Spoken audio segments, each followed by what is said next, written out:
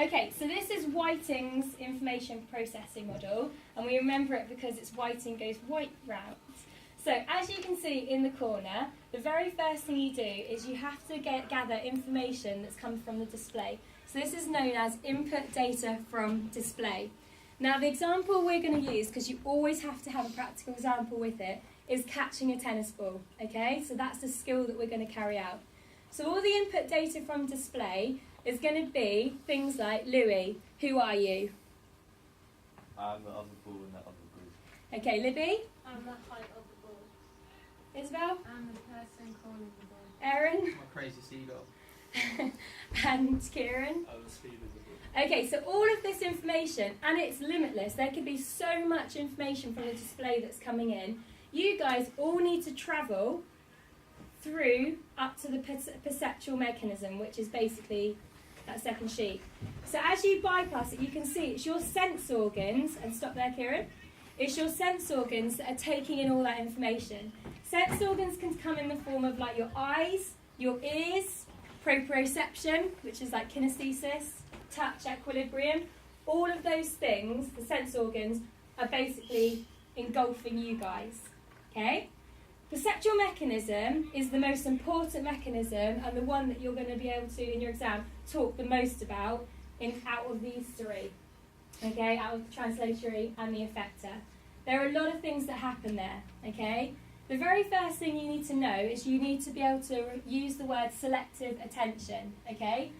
Selective attention is when you basically attend to information that's needed, that's going to actually have a positive impact on your performance, and you disregard all the negative stuff. So out of you guys, what do you think we're going to disregard? What is not going to have a positive effect on your performance? So Aaron, you need to just go. You've been filtered out. Louis needs to go too, because we do not want to look at the ball in the other group. So the perceptual mechanism, we have now selectively attended to the height of the ball, the person calling the ball, and the speed of the ball. These are just some examples. There are other things that you can have. The angle, the colour, the sound of the ball, anything like that. Okay? Now, what you're needing to do now, if you think about the schema theory, is you now need to basically compare that information with anything in the past. So have you done this before? Okay? So if you remember that the schema theory is drawing on previous experiences. Okay? So what we're doing is we're using the DCR process. We've detected the information, already done that. We've got to compare it now, and then we've got to react to what we need to do. Everyone with me so far? Yeah? So what happens now is if you can compare really quickly, so you've been in this situation lots of times, then that makes your performance better, because your reaction time is going to be a lot quicker. So a perceptual mechanism is really effective because it allows for anticipation and it allows for improving your reaction time. Okay? If you are someone like a cognitive learner and you haven't been in this situation many times, you might let Louis in, for example. Jump back in, Louis. You haven't filtered him out. So that when it comes to the whole process of actually catching the ball, you might be distracted because you were tuning into that ball. Do you see what I'm saying? So Louis, go sit back down again, because we're actually autonomous learners, aren't we? Okay, so we're going to go through and say we've attended to the right stuff, we've detected the right stuff. So you would actually compare it to things you've done in the past. So you have to ask your long-term memory, like in the schema theory, have I done this before? So your long-term memory is basically linking with the translatory mechanism. So you would start going over to the translatory mechanism. Here we go, walking over. And over here, just stop there. You would basically say, look, I've detected all this. Oh, I've got to go in the camera now. No, I don't actually. I've detected all this information. I need a motor program. Okay? We all know that a motor program is a generalised series of movements stored in the long-term memory. Can be updated, which we'll come to in a second. So, Rihanna jumps in. Lovely. And underneath that sheet, Rihanna, is another sheet. And what does it say? I am the motor program of catching a tennis Okay, show the camera. So you guys have now been absolutely brilliant. You've done your job, so you can just go and sit back down somewhere. Okay, without you, we wouldn't have known what to have done. Okay, so we have now detected, we've compared, and now we need to react to what we need to do, DCR. So Rihanna, basically, is the motor program. She comes to the effector mechanism, where the effector mechanism is basically going to put that motor program into action. It's going to send nerve impulses via the brain to the muscles. So underneath that thing, just take the first sheet that's under there. Just the first one, don't let the camera see the other one.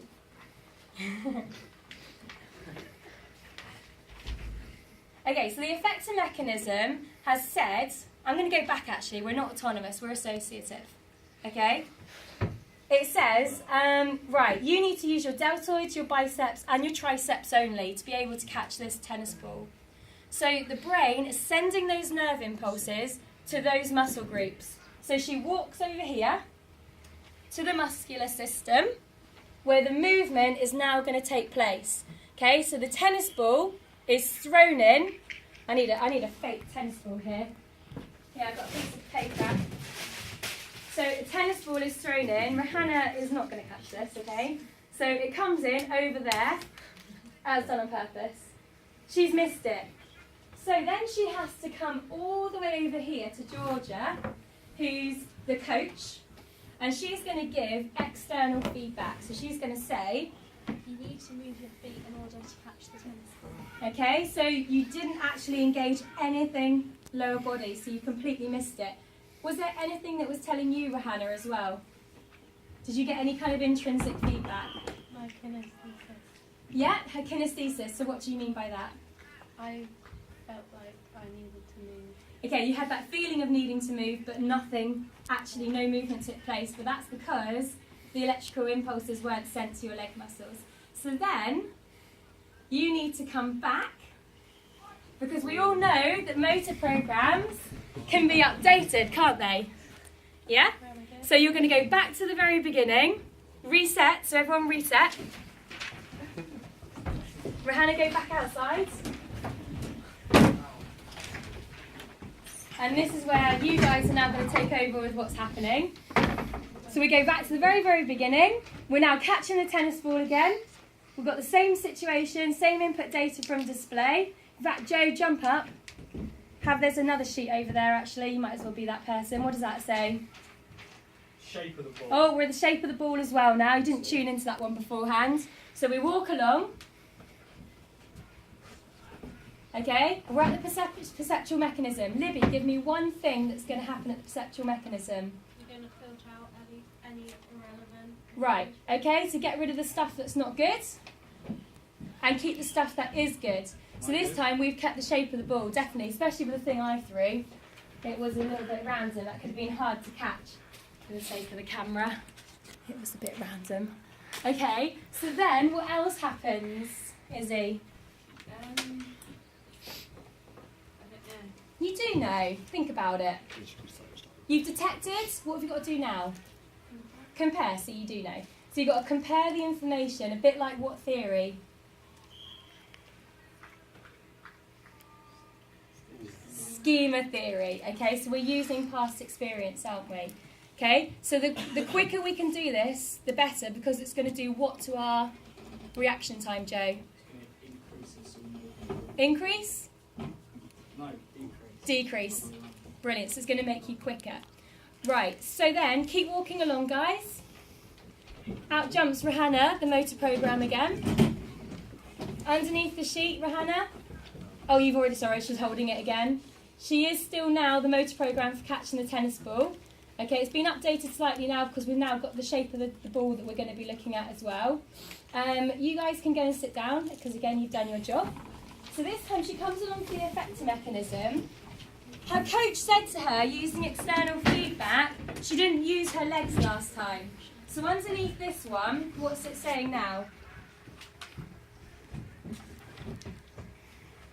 Read it out. Use your deltoids, biceps, triceps, quadriceps, gastric medius and hamstring. Okay, so this time, who can tell me what the leg muscles are that I've put on there? What are the leg muscles on that sheet? Brilliant. Okay, we didn't have that on the first sheet, did we? So this time, when she goes to the muscular system, you can put your sheets down for this. No pressure, Ro, but you need to catch this. Okay, and have a bit of movement. She is able to move and successfully catch the weirdly shaped tennis ball. And then when she comes for her feedback, Georgia will say to her, Congratulations, you caught the tennis ball. Well done.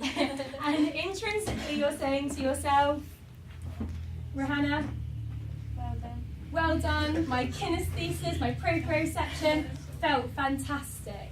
Yeah? And then that is that motor program updated. So next time you do it, as long as you take in the right input data from display, you will do a good job, and I don't know what I'm saying now. So well done guys, you can turn it off. Turn it off, Dean.